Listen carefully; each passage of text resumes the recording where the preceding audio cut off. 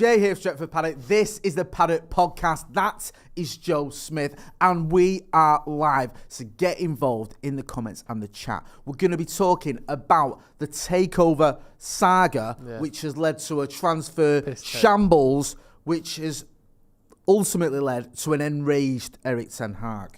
Yeah, that is what's happening. We're also going to be discussing Marcus Rashford's new contract. It looks like he's about to put pen to paper on a $375k a week deal. So we'll be getting into all that because obviously everyone's got an opinion on that, as you would expect. Some people whose opinion you may, valid. You may have a valid opinion. You may value their opinion, sorry. Others, you think, well, what are you getting involved for? Who cares what you think? So we've got loads to discuss.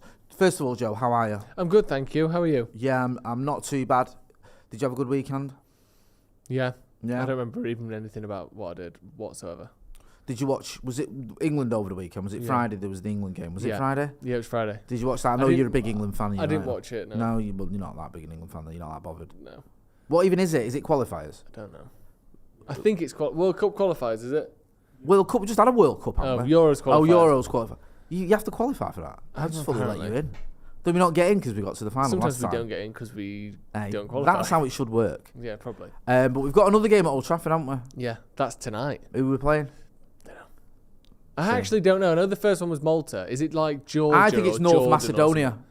North Macedonia. And if you're going to play one of the Macedonians, the north are the ones to watch. They're the ones to worry about. Yeah, Alexander the Great region.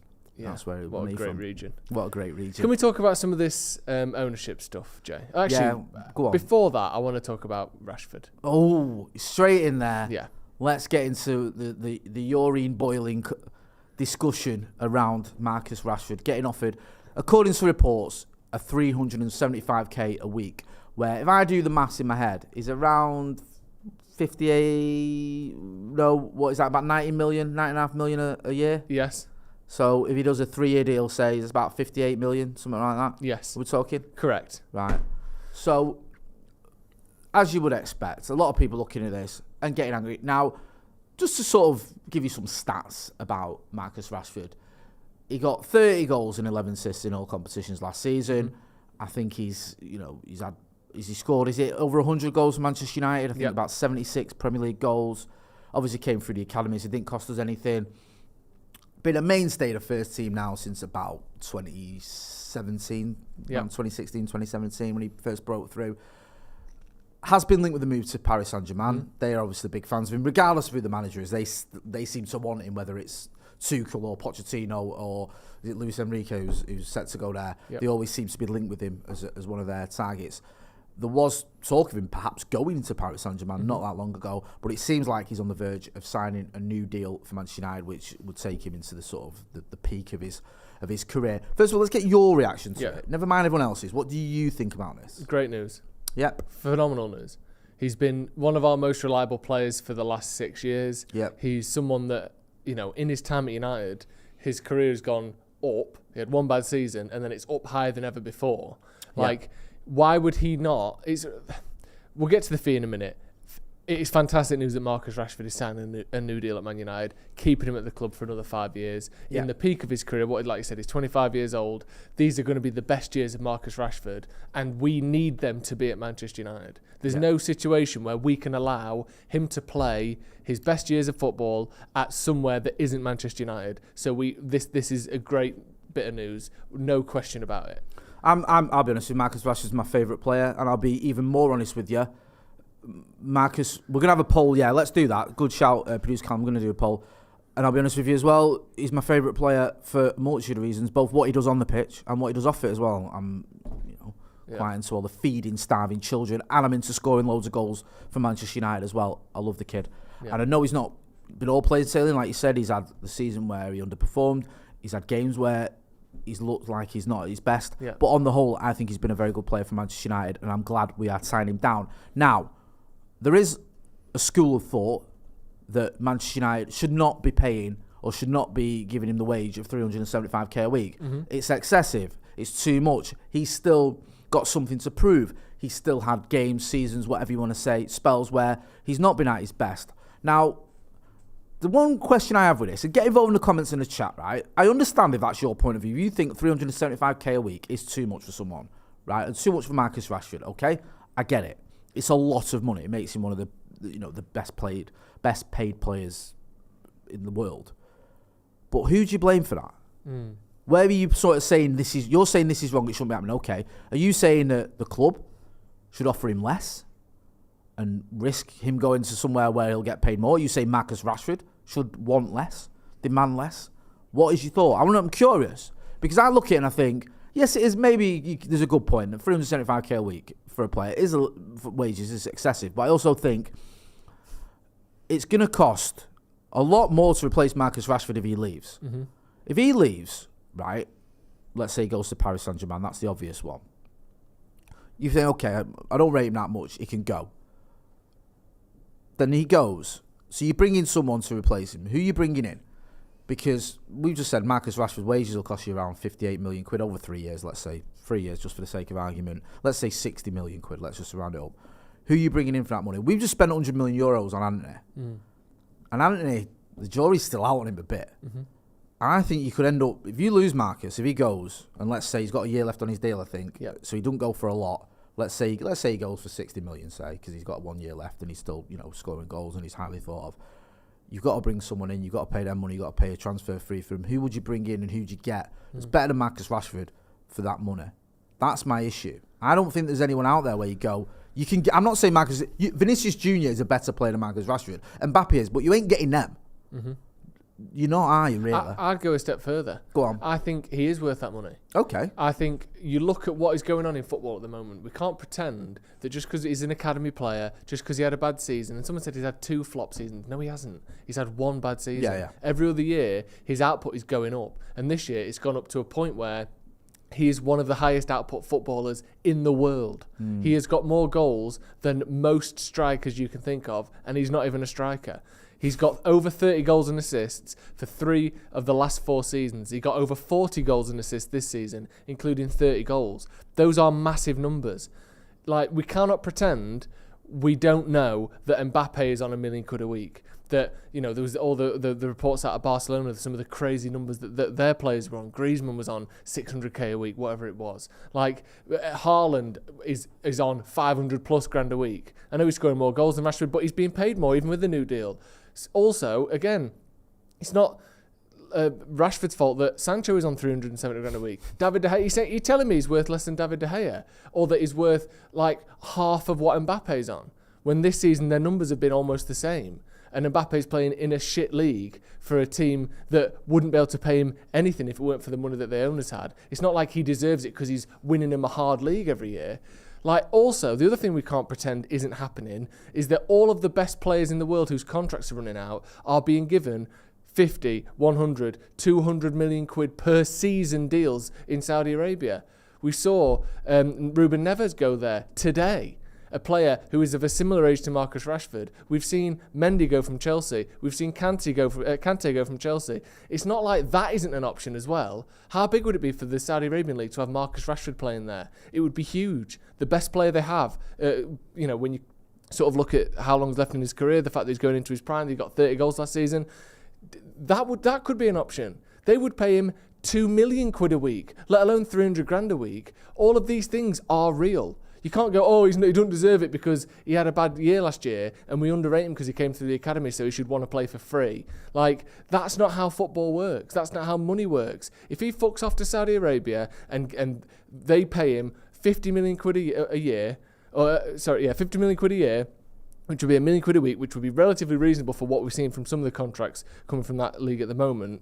Who do you replace him with, like you said? Where are you getting 40 goals and assists, 30 goals and assists season in, season out, and 40 goals and assists last year from the wing for less than 100 million quid? You aren't. You're not. Even if you had all the money in the world, you still might not be able to get it. Look at Harry Kane. You can't buy him. He's not for sale.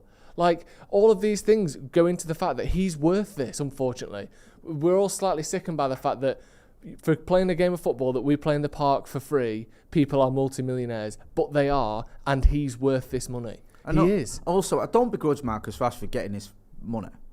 Like, this, listen, I know, like, I'm going to get to the super chat in a minute, But in fact, I'll read it now. Rahul Chopra says, this opinion is why we won't win a major title for the next 5 years. Marcus is an average player who has moments. He should be sold for a good fee. Right, for starters, okay, he should be sold for a good fee. Right, fine. What are you getting for him when he's got a year left on his contract? And who are you bringing in to replace him that's going to do you better, that's going to get you 40-plus goal involvements per year? And let's not forget as well, right, I've watched every single Premier League title that Manchester United have won. And I have seen players that have been far less productive than Marcus Rashford play for those teams. Seriously. So I think that the argument that you should get a good fee for him, okay, fine, get a good fee. But who are you bringing in? Who are you bringing in that you think will get more than, or give you more than Marcus, and also will cost less as well? Because part of the issue here is his wages. So if his wages are 60 million quid, let's say over 3 years, and let's say, for example, you get 60 million quid for him. Let's say that. Mm-hmm. So for 120 million quid, who are you bringing in that you get for 120? You get their fee and wages. Who's that going to be? Anthony, with his fee and wages, was more than that. So I just don't think it's realistic. I really don't. And then you make the good point. Jadon Sancho costs 73 million quid, and his wages are similar to what Marcus is being offered now. Yeah. And the jury's massively out with Jadon Sancho. And I think if you look at in terms of goals and assists, Sancho and Antony, who cost nearly 200 million quid between them, haven't got nearly as many goals and assists between them as Marcus did last season. That's not bashing them. I like both of them. But we just got to be realistic, I think, about who's available, who you can get. And this idea, okay, Marcus isn't worth it. Fine, if that's your point, fine. Then what is your idea? What would you do? Who would you bring in? We say Marcus isn't worth it, but he is worth that to more clubs than just Man United. If he was to leave United and there would be buyers, PSG would give him more than that, or at least match that. Real Madrid would match that. We're seeing, like I said before, the multiple teams in the Saudi League would absolutely obliterate 375 grand a week. It's not even those They're teams. not out of the question. Like, Jack Grealish went for 100 million quid, right? Yeah. I don't know the numbers off the top of my head. I'm going to go 9 goals and assists last season or something, or 7 goals, 8 goals, 10 assists. That's off the top of my head. Can someone check that? I'm sorry, but if you had Marcus in that team, City still win the treble. Yeah. They do. Yeah. If you put Marcus in the City's team, they win the treble. If you put Marcus in the Scousers team, they win things. He's that type of player. Mm-hmm. He's just been in a team for the last 6 years that a lot of the time has been underperforming. And like you said, he's had one season where he's really underperformed. Yeah. Jack Grealish there in the Premier League, 5 goals, 7 assists. In total, 6 goals, 8 assists in everything. Yeah. Like Marcus. That's Casemiro levels of goal Yeah. output. Marcus in that team would win a title with them. He would win the treble with them. And I think that Marcus can be part of a successful team. When I look at the players that Manchester United could keep and still challenge and actually win a title, I think Marcus is one of them. I really do. I don't think you need to replace Marcus Rashford to win a title. I think there's other areas you need to replace players with, but I don't think he's one of them. Mike93 in the Super Chat says, players like Marcus do not come around very often. Literally plays himself into the ground for the team. Does what he does off the pitch. He deserves every penny of his new contract. Yeah. We'd miss him. Gone. I agree. Yeah. And also, let's not normalise 30 goals for Manchester United Football Club. In my lifetime, I think there's only been a handful of players who've scored 30 goals in a season. Off the top of my head, I'm thinking Chucky, Van Persie, Rooney, Van Nistelrooy, Ronaldo and Van Persie. Yeah. There's not loads. Like Andy Cole's one of my favourite ever players. I don't recall him getting 30 goals in a season for United. No. Ditto Berbatov. I mean, there's strikers as well. So I think there's a case that he kind of has earned this. Yeah. And yes, he's not perfect. No one's perfect. And yes, there's been games where he's not been as good as he should have been. But also as well with Marcus Rashford, he's played on the right, he's played on the left, he's played down the middle, he's played when he's been carried a knock. He's always available. He misses so few games, really, for Manchester United. And I just feel like this idea that get rid of him and get someone else in, for me, it's flawed. Yeah. I don't see anyone out there where you go, if you just get rid of Marcus, bring someone in. Okay, right. If you get rid of Marcus, now you've got to bring in a striker and you've got to replace Marcus Rashford as well. Good luck with that this summer. Yeah. That ain't happening.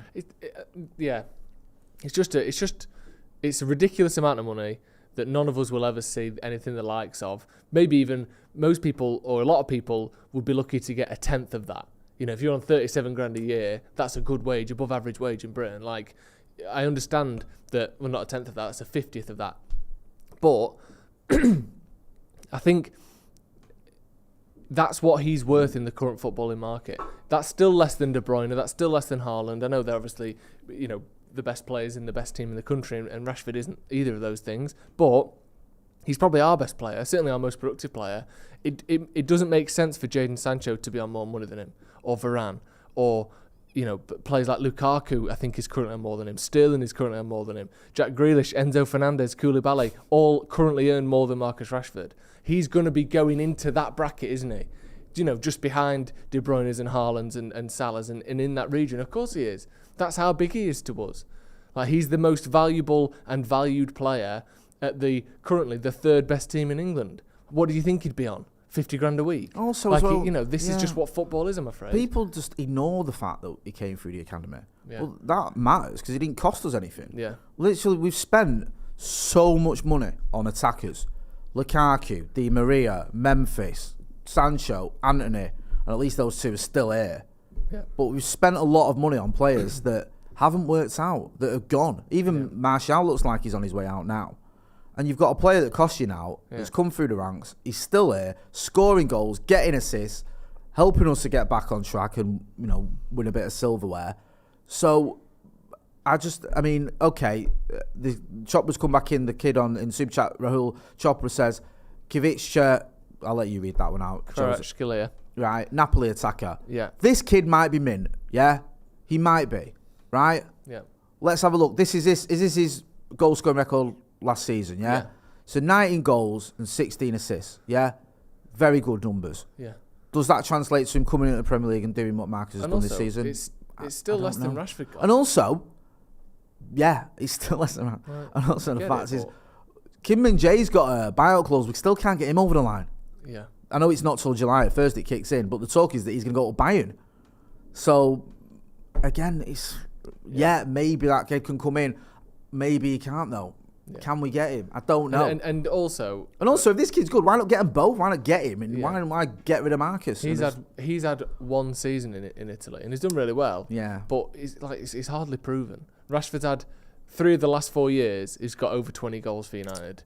And one of those, and obviously last season he got 30 goals. That's just incomparable to a lad who's 22 and has played one season in the sort of top 5 leagues. He's done really well, but as if you would replace Marcus for him. When, like you said, there's no guarantee you could even get him, let alone for the fee that we get for Marcus.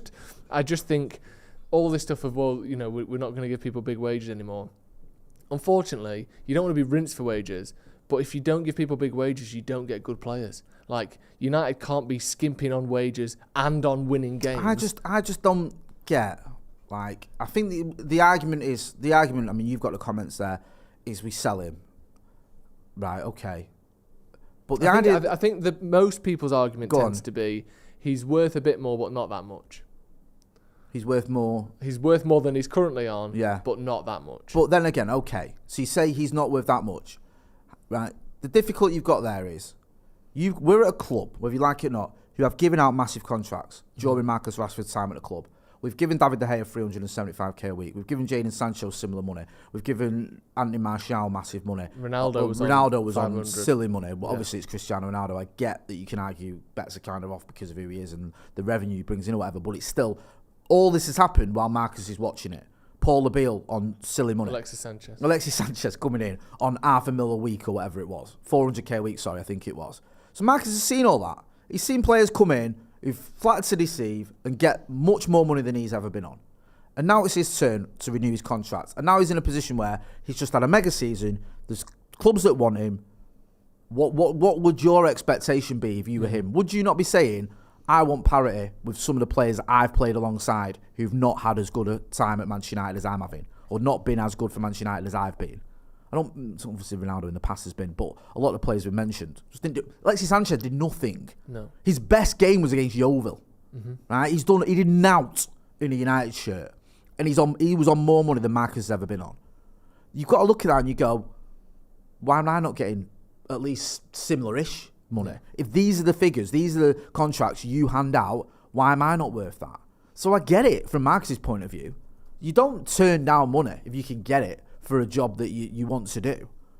And also, from the club's point of view, they've got to look at Marcus Rashford and go, he's an important part of Eric Ten Hag's team. We have got to strengthen elsewhere, the last thing we need to do is lose Marcus Rashford. Yeah. Erik ten Hag has already sort of hinting, not massively, but if you look at the sort of the paper talks we've had and the chats me and you've had and all the news we've been covering, there's been a little hint that we might not get the striker that we want. And Marcus might end up playing down the middle. That might be what happens next season. So you're going to say now, forget that, get rid of him, bring in someone else who we don't know, is a great unknown, and probably another player as well, because Marcus fits 2 roles. He plays on the left or he plays in the middle. Actually plays on the right if you need him. So forget all that.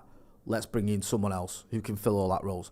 I'm sorry, but that is a rainbow-flavoured unicorn. A rainbow-coloured unicorn. Doesn't happen. Finding goal scorers is so hard. Like, look at all of the top clubs in the last decade. How many goal scorers have Chelsea had in the last 10 years? Diego Costa? Like, who they've bought within the last 10 years. Man City have only, since this signed Aguero... Lukaku's a good point, bro. Chelsea. Yeah. They brought him for 100 million. 100 million. And he was that bad, they loaned him out. They loaned him out twice. Like, so he was awful. United have signed Lukaku. Didn't work out. He wasn't awful at United, but he didn't work out at United. 42 goals in 96 games. Yeah, isn't bad, terrible by any but when means. you scratch beneath the surface, there was 1 goal against the top 6, 9 games here, 8 games here, 10 games here without goals in those periods. And even then, he never got 30 goals in a season. season. On a load of weight after the World Cup didn't help. You look at City as well. They signed Aguero more than 10 years ago. In the last 10 years, they've signed Jesus, who's been okay, but not really cemented a place in the team. And they've only just last season found a striker who can consistently, we assume, get them goals in Haaland.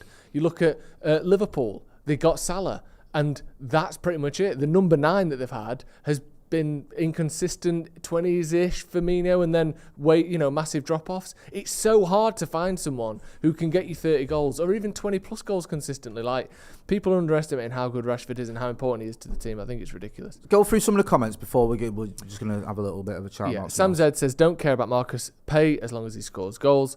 And Raul Middleton is a member. People talking about Marcus is ace but needs more Champions League goals and he's still playing it first.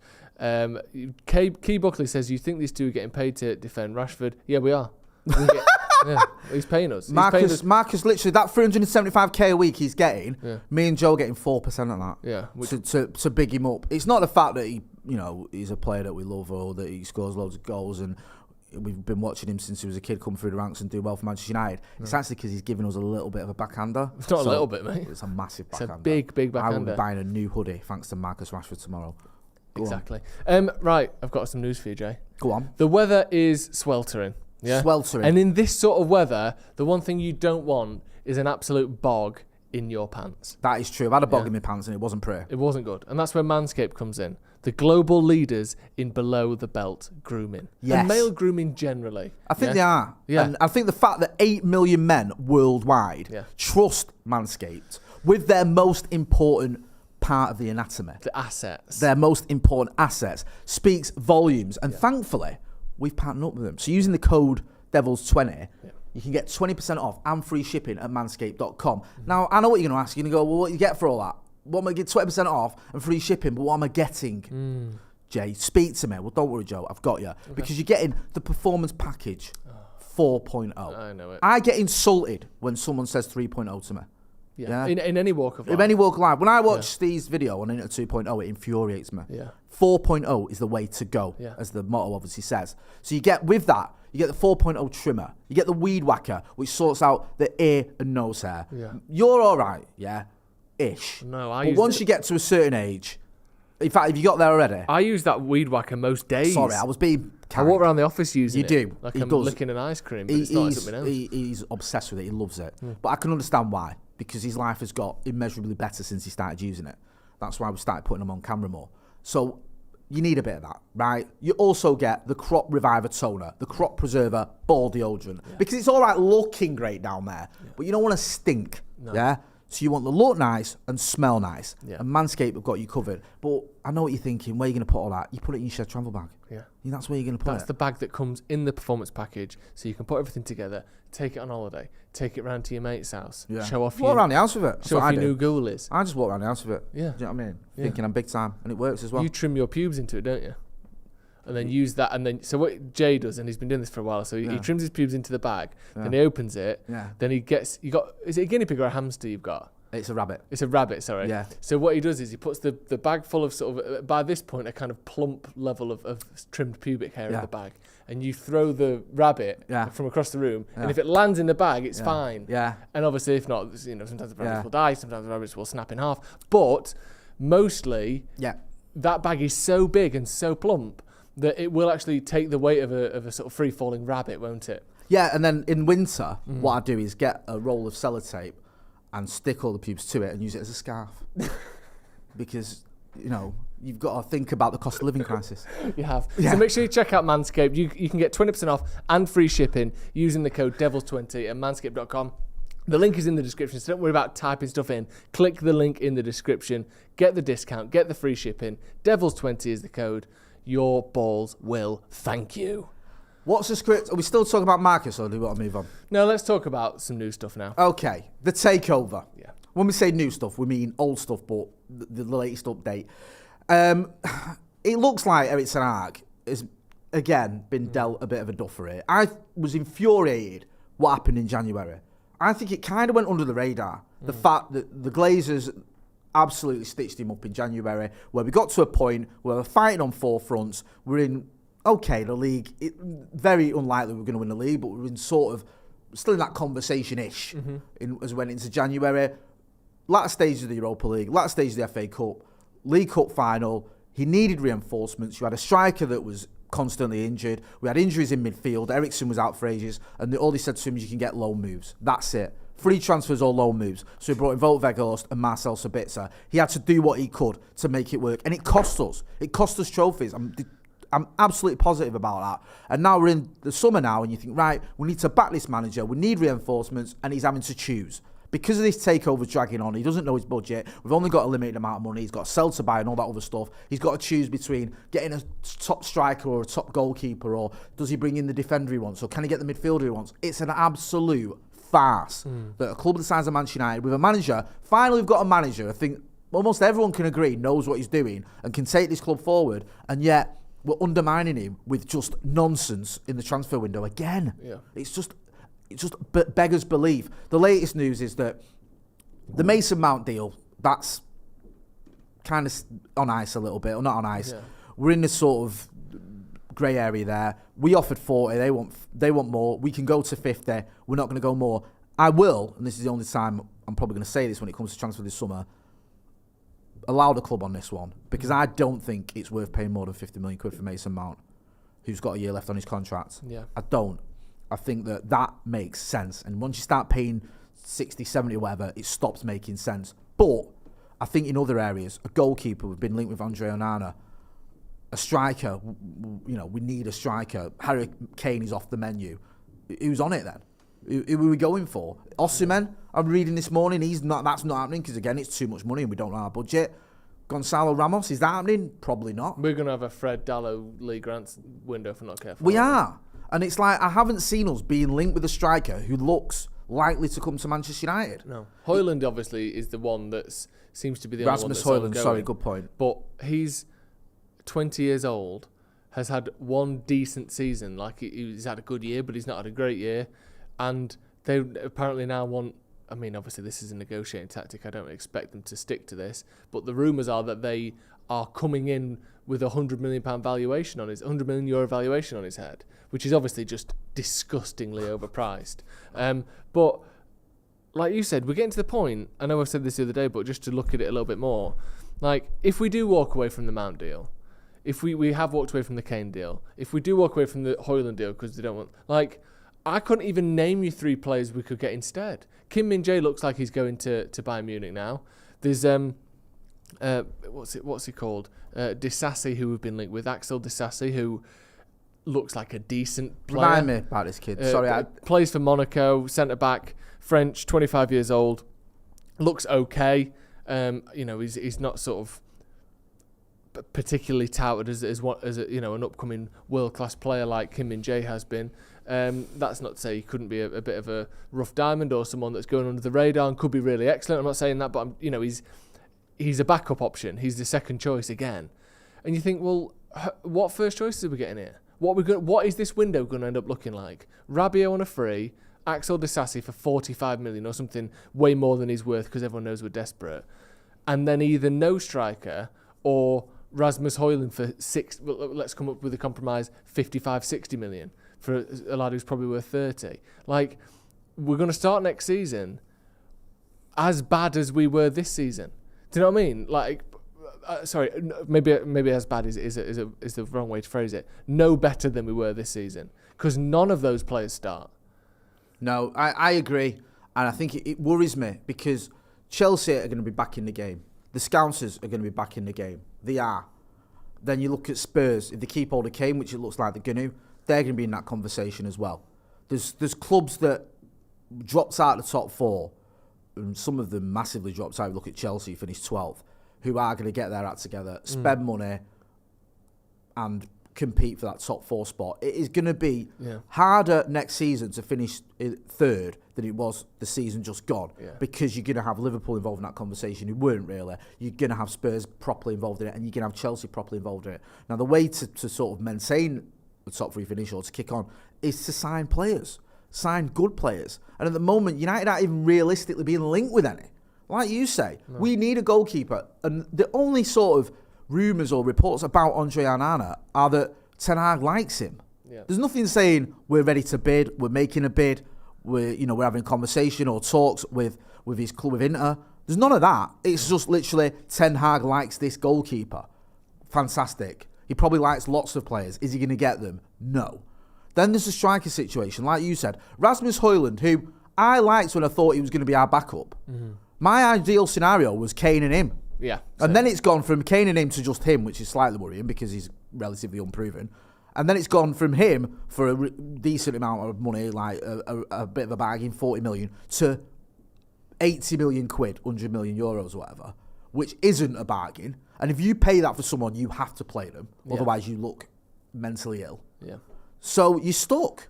It's like when we're going into this season, facing the prospects, and I don't want to be too negative because it's June the 19th and we're already going, wow. But clubs are making moves now. Yeah. They are. We'll get to Chelsea in a minute.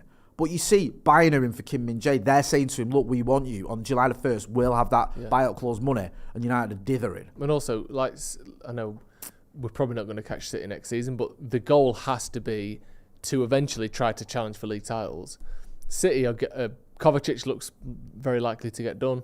Slot straight in as well. Yeah, their squad. Just go straight in there. Also, they look like they're sort of in advanced talks or negotiating with the player side of things for Gvardiol as well, who's another upcoming kind of world-class potential centre-back. They will probably sign him. And United aren't linked with anyone of his quality even anyway. And the ones we are linked with, we're not going to be able to get. No. Like it's quite bizarre at the minute. And, not all of this, weirdly, is to do with the ownership situation, because if we've got a budget, then it almost doesn't matter who the owner is, because a lot of people are saying the budget wouldn't go up huge amounts with a new owner anyway.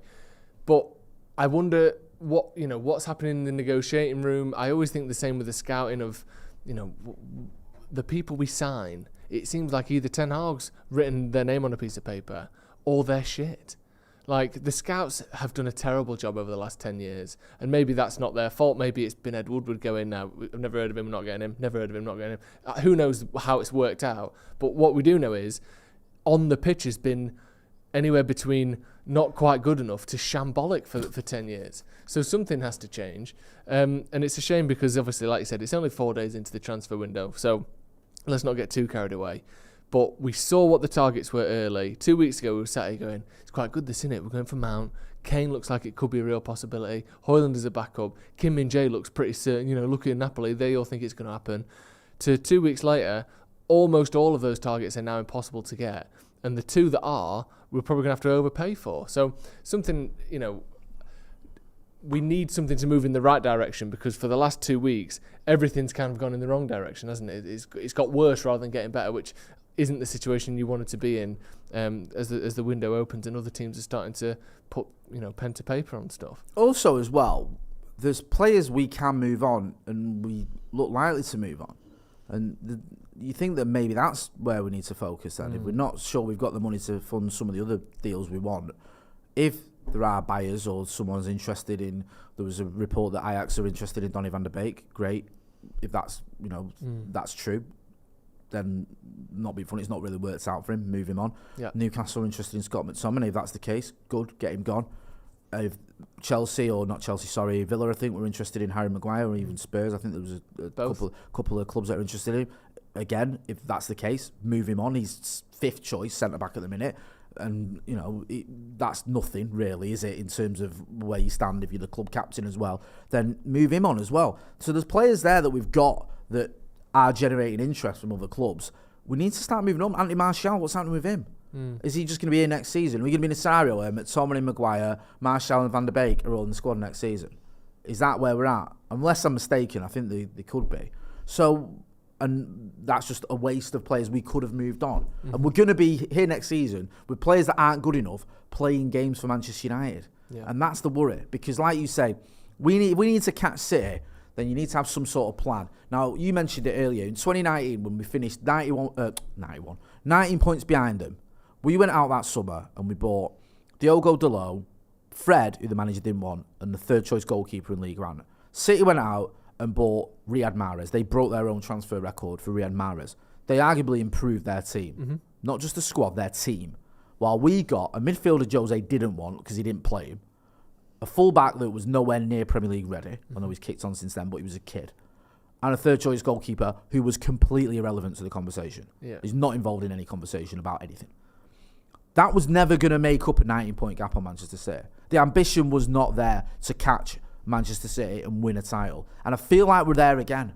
There isn't an ambition to try and win a title. There is from Ten Hag, I'm guaranteed that's what he wants to do. But from the owners, from the club itself, where's the ambition? Where's the desire or the plan to get to the top of football where we belong? It's just not there. It's just literally, right, what can we get away with here? Yeah, the plan thing is seems lacking, doesn't it? Because even like the plan was to get Kane. All right, well, he's 30. So the plan is, presumably, if you want to go and get Kane, I know we aren't now, but that was the idea. Presumably, the plan is win the league in the next 3 years. Because Casemiro, Varane, Kane, your spine of the team, even De Gea if he stays, are all pushing their mid-30s by the end of that 3 years. We have to win stuff then.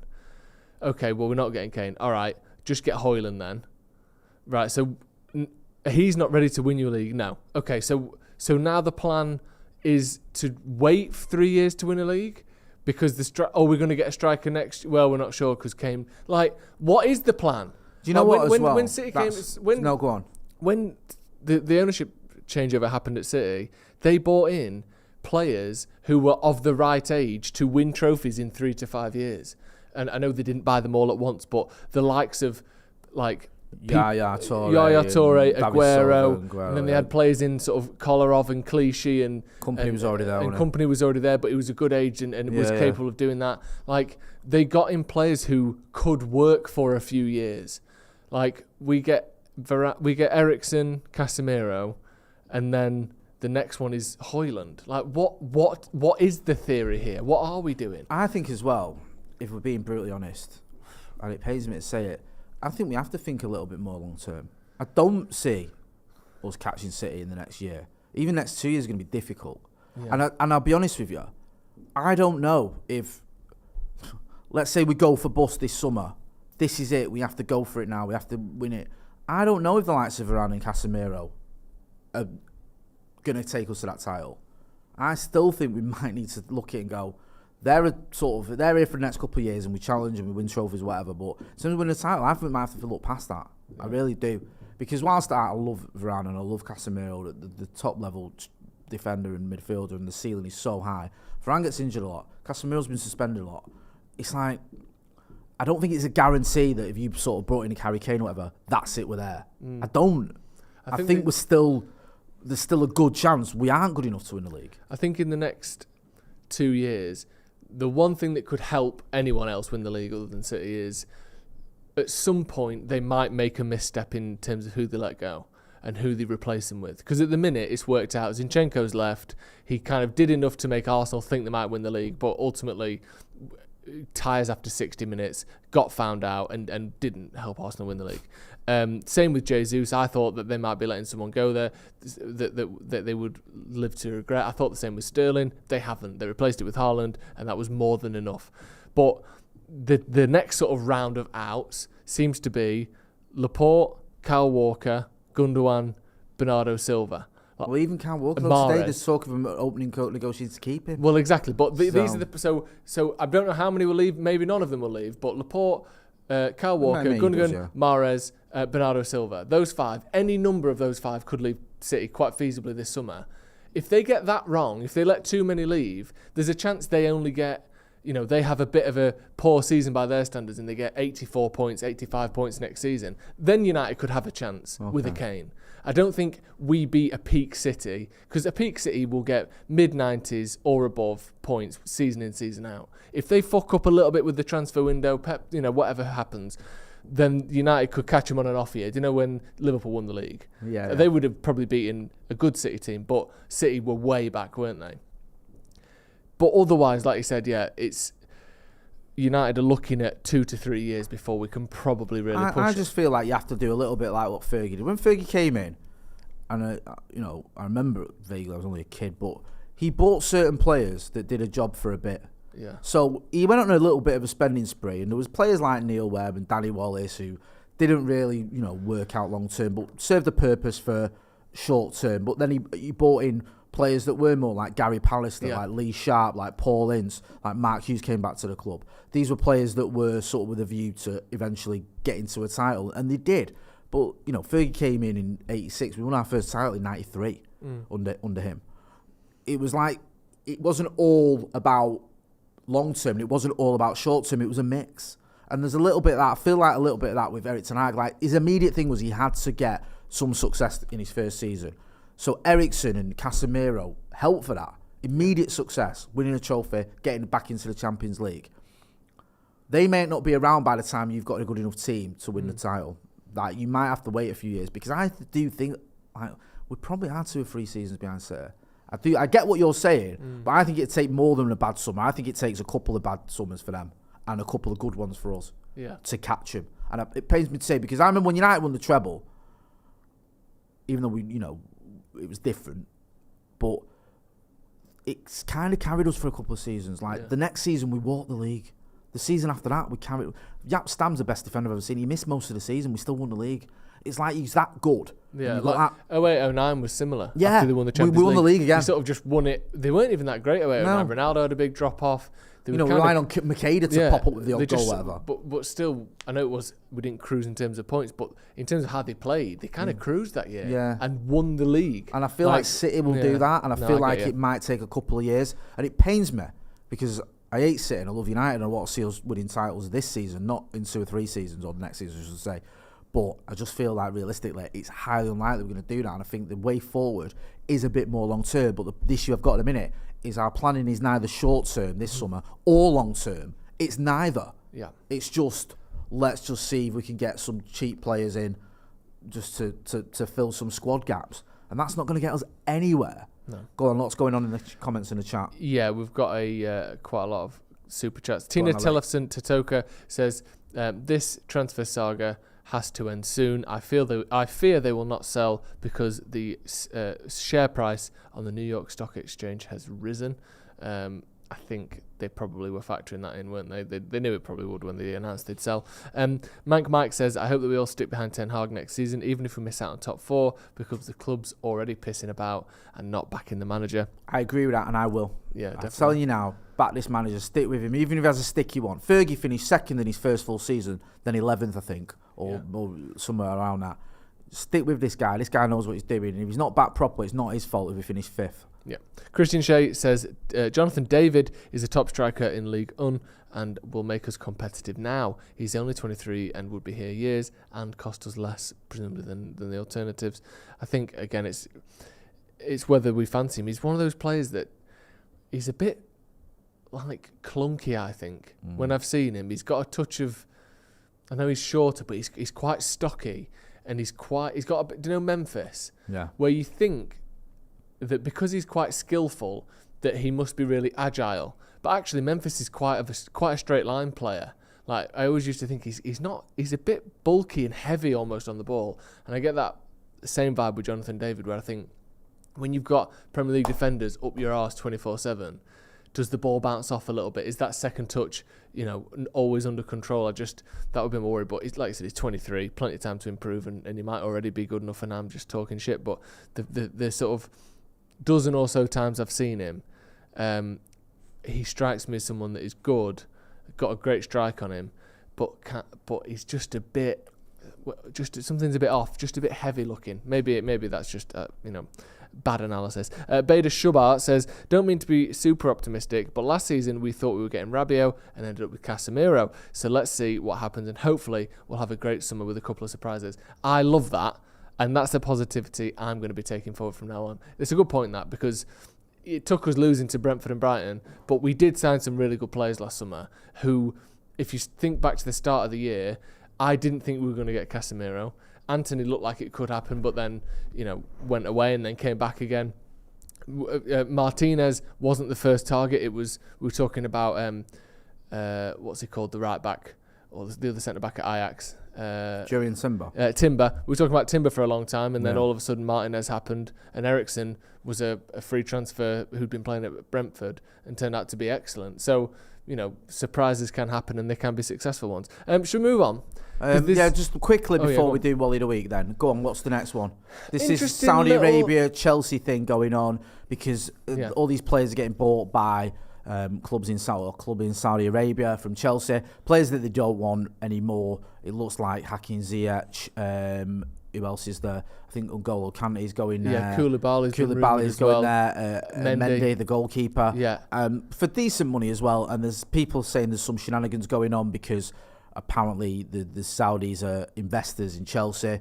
So it's a bit like, are you doing that thing that people do on Football Manager when you start another club and sell, or you have a manager at another club and sell players to that club for inflated fees to balance your books, or in this case, to get round FFP.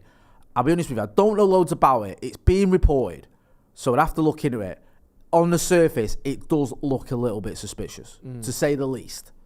It does look like... They've spent 600 million quid in, 2 transfer windows, need to get rid of loads of players. And according to the Daily Mail, the Saudi Public Investment Fund are a major investor in Clear Lake Capital, who own Chelsea. So and all of a sudden, that doesn't look great no matter what. Yeah, and it's not, and I appreciate that a lot of players are going to Saudi Arabia at the moment, but they are having a disproportionately high number of their players being linked with, and not just linked with, but sold to. A lot of those other deals are players at the end of their contracts, whereas this is like Mendy, 50 million, Koulibaly, 30 million, Ziyech, 40 million. Like, these aren't worth this. Yeah. These players aren't worth this money. And no other top 6 club is having the same thing done to their squad. No, plenty of teams have got players as good as Ziyech on the books. Yeah. As good as Koulibaly, who's been an absolute flop for Chelsea. And Mendy, who, came in to replace Kepa, who was a twat, and then he couldn't replace him, and then he back and forth. There are plenty of players available who are as good as these lot, and weirdly, it's only Chelsea that are currently being absolutely picked apart by the Saudi League. And again, maybe it's coincidence, but it's an interesting coincidence that the team most in need of selling a lot of players are also partially funded by seemingly a similar source of money as the money now buying those players, according to the Daily Mail. Like I said, I mean, it does smell fishy. Yeah. And maybe it's all legit, but the optics of it aren't great. And I can understand why a lot of people are suspicious of it, and it's being looked at and investigated, or not investigated, but being reported on. And it just feels like there's some shenanigans going on here, and they're sort of trying to circumvent this FFP and all the rest of it by just selling, to themselves, basically. So we'll have to wait and see what comes of this. But as we know with the Premier League, in about 5 years, they'll probably start investigate it properly and then try and fine them or something stupid. Before we wrap up, should we do a Wally of the Week? Yeah, you go first. Let me have a quick think. Okay. Listen, I don't want to get political, Joseph. I'm not into that. Yeah. But I think Wally of the Week, and you could say Wally of the decade for this one, it's Sean Bailey, who was the Conservatives' mayoral candidate. And there's this video of his staff I think he was there as well. I'm not sure. Allegedly, he was there. Partying during lockdown, when everyone was sort of trying to abide by the rules, not visiting people who were sick in hospital, not going to funerals when they'd lost loved ones, and you've got all these Tories partying and dancing, wearing absolutely woeful jumpers and dancing the worst dancing I've ever seen in my life, and enjoying parties and whatnot, whilst those of us who were suffering stuck to the rules because we were told that would keep everyone safe, no matter how difficult that was and heartbreaking that was for some people. So, yeah, it happened on his watch. This is a guy that, if you want an example of how much of a moron he is, when he was running for London Mayor, he spent the day campaigning in Hertfordshire once, where people couldn't vote for him. That's how clever he is. So I think this guy, he does my head in. He's just an embarrassment, and this is just disgusting. But nothing will happen. And two of them who are in that video are getting... it was called a jingle and mingle party, which, that just says it all, really. That just makes it even worse. Two of these people are getting punished by way of being kept on the honours list. That's good stuff. So that'll teach them when they get there. Not being arrested. No, they're getting an OBE and all that, or whatever it is. So it's just minging, isn't it? Yeah, it is gross. On a much, much less serious note. Go on, son. Lighten the mood. My Wally of the week is all of the people... Right, so... I love it when you go broad. So Peter Drury's been announced that he's joining the Sky Sports commentary team, right? For next season. Have you seen this? Martin Tyler is leaving. Tyler, out. Drury, in. Drury's in. Now, Peter Drury, for those of you who don't know, the Drury's out. No, for those of you who don't know, he's known for his sort of poetic, epic kind of goal commentary, right? He's known for that, and people love it. He's great for a montage, all of that stuff, right? So loads of people are really happy that he's signed on at Sky. But the people that fuck me off are all the people going, oh, you're going to get sick of him being poetic when you hear it every week. Oh, and have you tweeted this? I don't even know if I'm not trying to slag you off here. I've not commented on this. Okay, good, right. I just didn't know. No. But you're like, let people enjoy something. Why you're going to get sick of him? Okay, so what? Like you're going, oh, I love McDonald's, me. I've had 3 Big Macs. Well, you're going to get sick of them. Well, fuck off! Let me enjoy Peter Drury's commentary if I want to. If I want to hear the Greek god in Rome 1,000 times in a row and like it every single time, I fucking will. Don't tell me I'm going to get sick of something I like before I've even had it. What is that? Let people have fun. People are putting nice, positive energy on Twitter for the first time ever. People like that Peter Drury is joining the Sky team, and all people can say in response is, well, you're going to get sick of him. Let's see how much you like it when you hear poetry every week. Fuck yourself. Let people have hobbies that they like watching. Don't ruin people's shit before it's even started. Fuck off. Peter Drury, welcome. I hate it. It does my head in. Let people like stuff. It's fine. No, Joe. They're not allowed to like stuff. You're not allowed to like things and enjoy yourself. You're not allowed to like it because one day you might stop liking it, and that'll teach you, won't it? For liking Peter Drury, you big twat. No, let him just come and we'll enjoy him. And if we get sick of him, let's worry about that later. Let's have nice feelings for now, shall we? I like a bit of poetry and enthusiasm for it. It's all good, isn't it, man? But we'll see anyway. We're probably sat here moaning because he's commenting on City winning trophies and we don't like the fact that he's the commentator for that. Yeah, get rid of him. Actually, now you say that, get rid of him. That's what'll do you ready. It's not his fault. He'll just be the commentator for our rivals winning things, so we'll be all miffed off with him. Joe, where can people find you? Joe Smith93 on Instagram and Twitter, and on the Sloppy Joe's podcast as well. Yes, there should be a link in the description for all that. Yeah. Big thank you to Manscaped for sponsoring this podcast. Don't forget to go and check out using the code Devils20. There's a link in the description. You get free shipping and 20% off. You know where to find me, Jay Motti. That's been Joe Smith. I've been Jay. This has been the Paddock Podcast. We're back tomorrow. We've got a big interview with a leading journalist, and we've got the news in the morning. So make sure you are hitting like, share, and subscribe. Thanks for watching.